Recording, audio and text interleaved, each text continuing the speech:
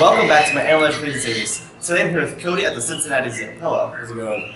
It's going good. So, first of all, we'd like to say, if there's a lot of bird noise, we're sorry. We're in a birdhouse. It happens. We're not sorry about that. We're sorry for them a little bit, but it's cool to be surrounded by a bunch of birds, especially the really loud one over there. Oh yeah, for sure. So, we're here to talk about the Guam rail.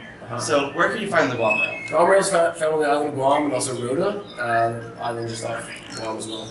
We're one of the handful of institutions that have them, and we've had brilliant success this past year, which is the first time in, I want to say, 12 years. I'd never seen them in my time here, so I was pretty excited for that. So we hatched out 2 chicks.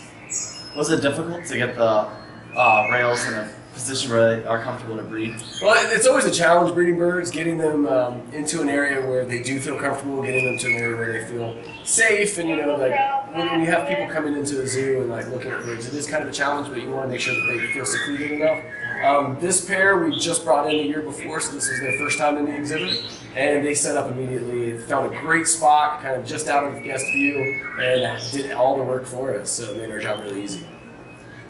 And you said like 12 years. Yeah. That's incredible. I mean, yeah, especially an institution like this and getting them to breed. Yeah. And as you said, like people can see them all the time. Like, a lot of animals like sometimes are like not as comfortable with people like looking at them all the time. For sure. Guam rails are very secretive, so when they are in the exhibit, it is really hard to find them. Like it's one of the things I like about this exhibit specifically is the longer you're in here, the more you're going to see. So if you just find a spot and you're quiet and you just kind of hang out for quite a few minutes, you're going to see pretty much everything. But once the birds kind of forget that you're here. Like when we first came in here earlier, we were looking for all the Guam rails, and then we later learned that they weren't on exhibit. Yeah, they're not on exhibit right now, unfortunately. They will be back pretty soon. And then we'll get some footage of that when they do come out. Fantastic. And what kind of environment do they live in? I've never been to Guam, so. Yeah, I haven't either. That's on my bucket list for sure. But it is a kind of a tropical island, so thick vegetation. They're going to be competing with a lot of various things, primarily the brown tree snake. That is one of their biggest issues that they have to deal with. That and also cats. Introduce cats to the island is a big deal as well. But with the Guam rail and also the Micronesian kingfisher that we have here, that is native to that area as well. Those guys have a lot of challenges. It's a very interesting space. It's just a smaller island, but a lot of really interesting things going on there. And you mentioned the brown tree snake. Yeah. And is that not a native species there? Definitely not. That was Guam was a staging area for one of our world wars. I think it was World War II. Brown tree snake, when basically we move all of our cargo, we go from California to Australia to Guam, kind of staging that Pacific theater. When we stopped at Australia, a lot of the brown tree snakes ended up in our machinery and a lot of our heavy equipment. And then when we stopped off at Guam, all the snakes got off the equipment. We're basically like, look at all the stuff here we can eat. Nobody's going to eat us, so it was a really great environment for the brown tree snake to thrive, but not good for other native species. And I was doing some research earlier, and like 5 species of birds have gone extinct in the wild. Yeah, the snake. Yeah, and it's crazy that the Guam rail is listed as extinct in their natural habitat. So we're really pumped that we can contribute to that population of those aquariums. Especially like even 2 chicks, it's a small start, but it's absolutely a start. Absolutely, 2 chicks. The overall population, the last time I checked, is around 234 birds total. So that's not a lot. So anything we can do can definitely help them out. And is there a whole lot of research done on the Guam rail to help you guys out? It's kind of figuring it out as you go along. There is a lot of research on various rail species that's helped us out. Luckily for us, this was the proper environment that we didn't really have to do too much or actually research too much. Rail diets are pretty standard across the board. We know what they like to eat, we know what they thrive on, so we give them that proper diet, and they have the space, and they feel secluded enough, so it just works out for us. And what would they eat in the wild? So, a variety of things. If you think of our diet here, you've got a lot of different like cat food and dog food, which is a good source of protein for them.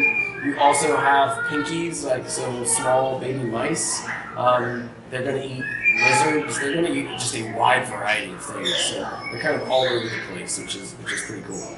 And then, like besides the brown tree snake, like what would really prey on them?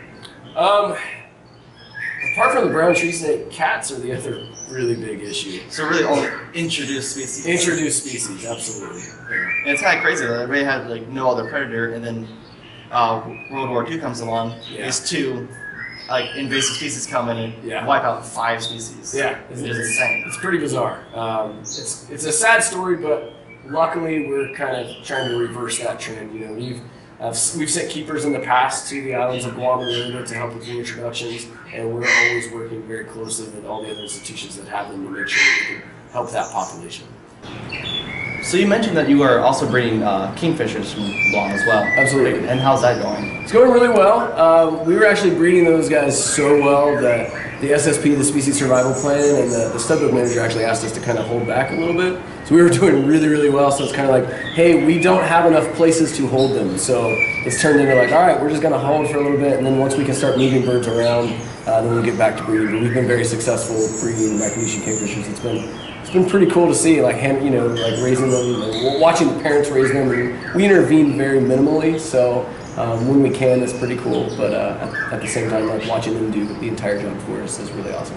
And what's been the hardest part of that process? Because you said they're kind of doing most of it themselves. Yeah, so with the kingfishers, we try to stay as hands off as possible because there is a potential that they're going back to their natural habitat. So we want to make sure that they don't imprint. We don't imprint on them, or we don't, we just kind of stay very hands off with that. And our parents, they're doing a really good job. So when they can do all the work for us, it makes our life easier. So we like that. And basically just kind of monitoring and make sure they're doing okay. Yeah. Other for birds. sure. Just kind of leave them be. Yeah. And since we're here in the birdhouse, we've got other birds around this room here. Yeah, there's a lot of really cool species in here. This is our Australasia exhibit. So it's kind of covering a general area. But we've got, hooded lapwings over here, or also known as masked lapwings. We have ballymina in here, another species that's extinct in their natural habitat. We've been trying to get those guys to breed. Of course, we have the giant fruit bats hanging there checking us out right now. Wood swallows. There's a Nicobar pigeon on the nest up here. We have bulbuls in here. Also a blue-crowned laughing thrush. There's a really good Nicobar pigeon here. Nicobar pigeon set up to breed. Pheasant pigeon kind of running around the back area there. Shama thrush. It's one of the species in here. And one of my absolute favorite bird species in here, the pied imperial pigeon, which is kind of behind the plants here, just under that ballymina. One of my absolute favorite species, and it's really silly. Like when I tell other bird keepers, like this is one of my favorite species, they're like, why? And I'm like, I have no idea. I just think they're really cool. Well, thank you so much for telling us about the Guam rail. No problem. Just Guam in general and a bunch of other birds in here. And if you guys enjoyed this week's episode, don't forget to leave a big thumbs up down below, subscribe to my channel, and also check out my Instagram @ColeShirt. As always, I'll see you next week.